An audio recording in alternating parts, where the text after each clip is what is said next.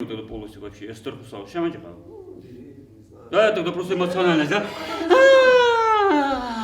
Als maar volgens ik wil zich gaan zonen, naar Don Juan. Wie daar maar zonen, je jarde falture чинкаю.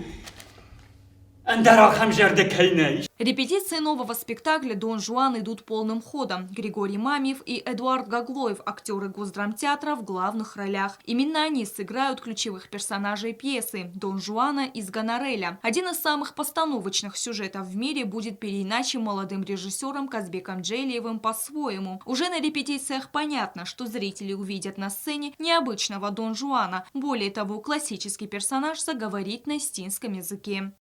Перевод с русского на осетинский, еще как это зазвучит на осетинском языке, это тоже такая большая загадка для нас.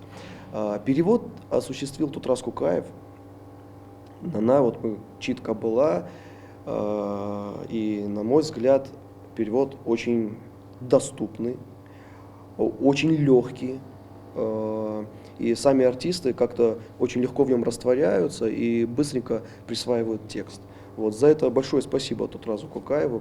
Идея постановки «Дон Жуана» на сцене Госдрамтеатра у молодого режиссера Казбека Джейлиева возникла давно. Удалось реализовать задуманное только сейчас. Работа над новым спектаклем началась недавно, однако идет быстрыми темпами. Основной путь уже проделан, распределены роли и репетиции проходят ежедневно по 5 часов. Каждый из артистов понимает, что для осетинского зрителя это новый спектакль, и нужно сделать все для того, чтобы им понравиться.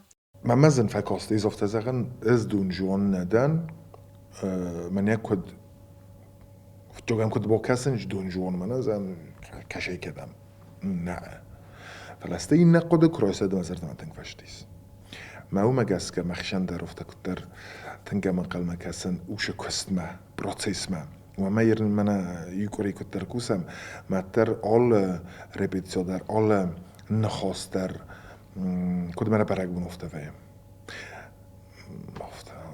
Всего в спектакле 16 действующих лиц. Помимо классических героев пьесы, зрители увидят и других персонажей. По словам Казбека Джейлиева, он хочет показать Дон Жуана не только как обольстителя женщин. По задумке режиссера, осетинский Дон Жуан будет отличаться от классического.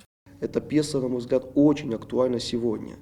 И, опять же, материал, спектакль, на мой взгляд, получится неоднозначный.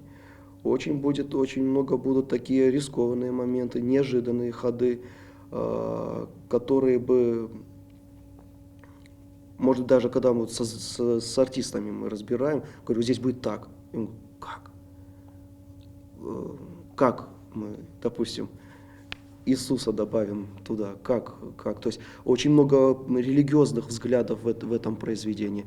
Дон Жуан отрицает небо, он отрицает религию, и он говорит, что он не верит в это все.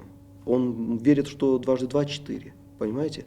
И на самом деле сегодня, к сожалению, люди тоже есть такие, да, у которых нету ничего святого.